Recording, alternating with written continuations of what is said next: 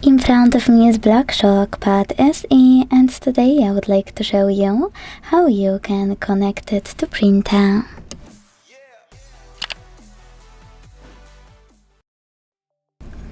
First of all, go into Settings and click on this section called Connected Devices.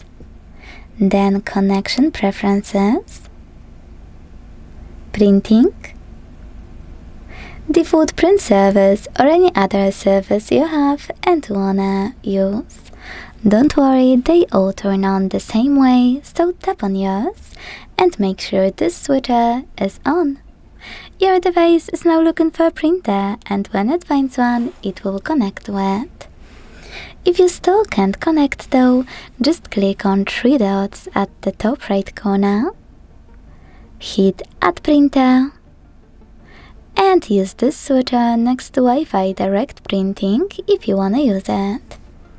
Select Allow, tap on Find, and let your tablet to search for your printer. If you wish, you can also tap Add Printer by IP address, import it here and connect manually by selecting Add. Thanks so much for watching. If you enjoyed this video, leave a like, comment and subscribe. Bye!